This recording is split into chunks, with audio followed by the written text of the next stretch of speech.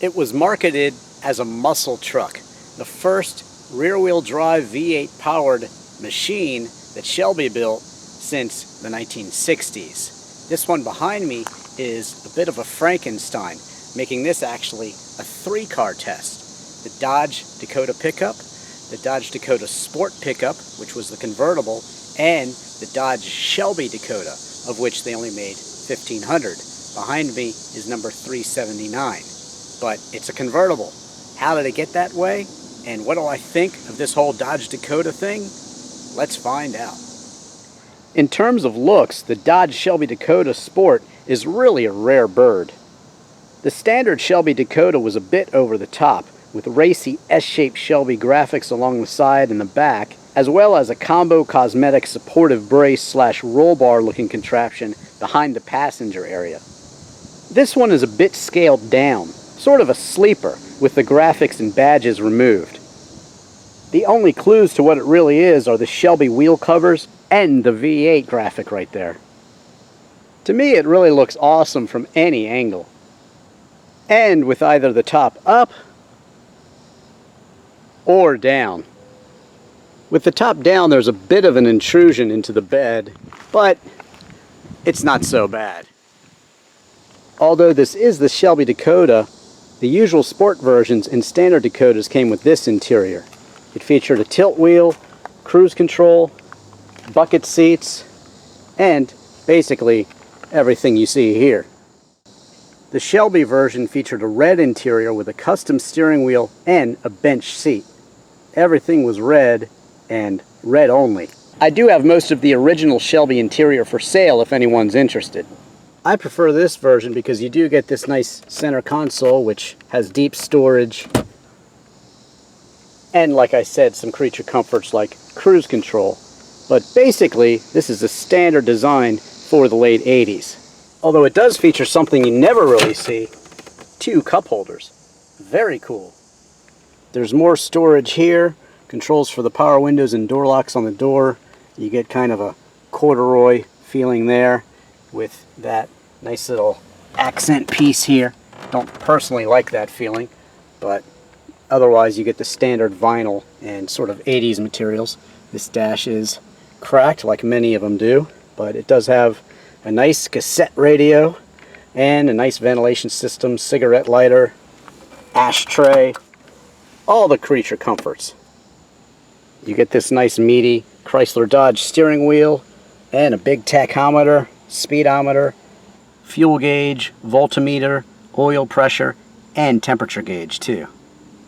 You even get an overdrive for the transmission, and of course your lights down here, a vent right here.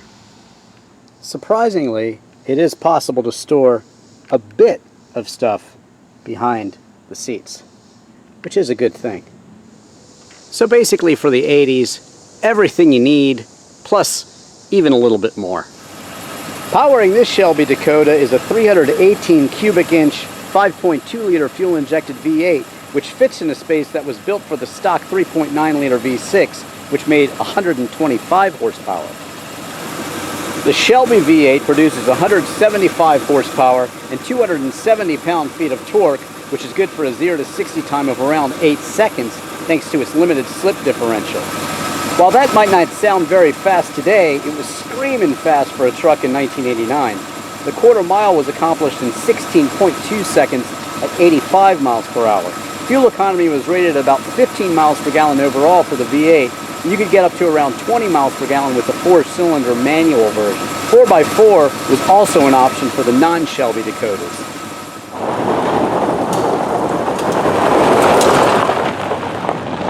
So pricing for the Shelby Dakota back in 1989 was about $3,000 cheaper than the Shelby version, which was almost $16,000. Now you could choose from either red or white. There were 860 made in red and 640 made in white, so the white is definitely the more rare choice. There were a lot of choices for you to make. You could get a 4-cylinder or a 6-cylinder. Of course, the Shelby version came with the V8. You could also get all-wheel drive, 4-wheel drive back in the day.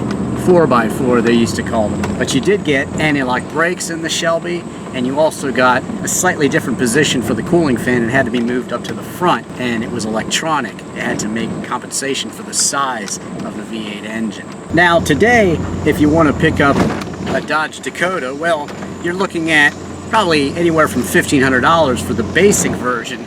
If you want the Dakota Sport convertible version, well, I just checked online on eBay, and recent sales have been from about $2,600 all the way up to about $9,000.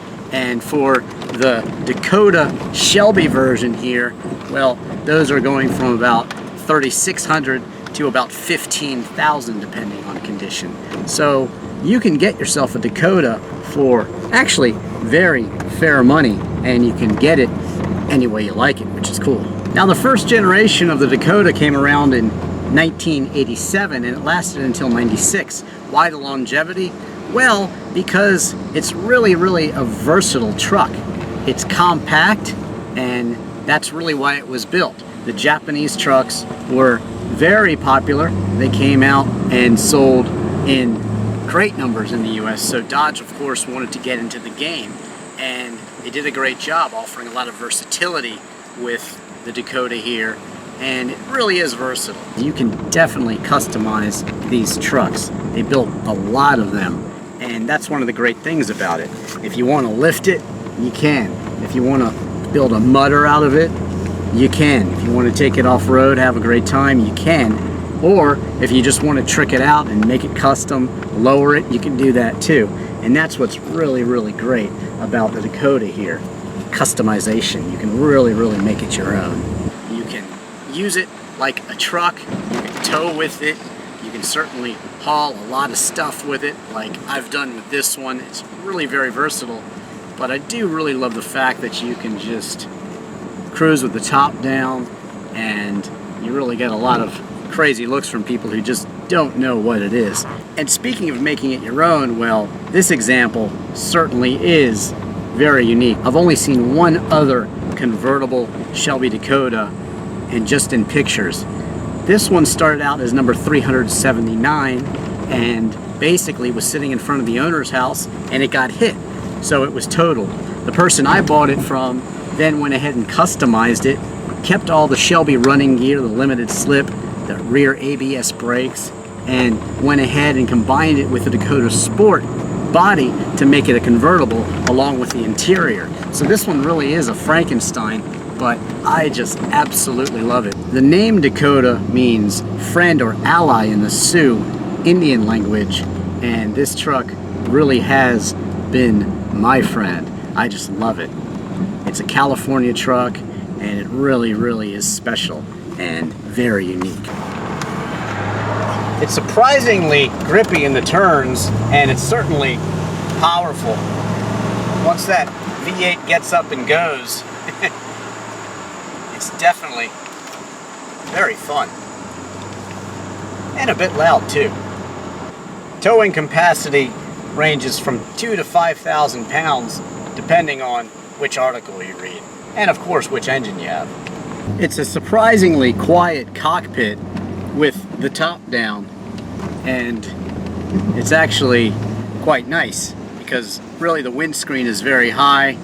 You've got that nice roll bar behind you just in case of any crazy accidents or anything. At least you have that rollover protection. Whether I want to haul wood with it or appliances, what have you, or if I just want to cruise the back roads with the top down, this Shelby Dakota Sport pickup truck always hits the mark perfectly.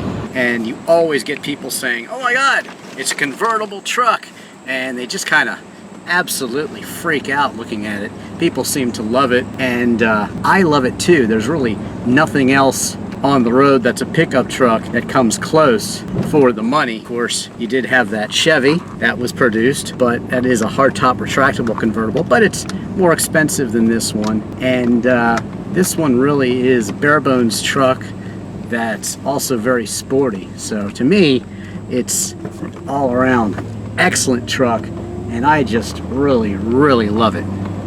Thanks for watching. Don't forget to follow me on Twitter, subscribe to me on YouTube, check out all of my videos. I'm Drivin Ivan.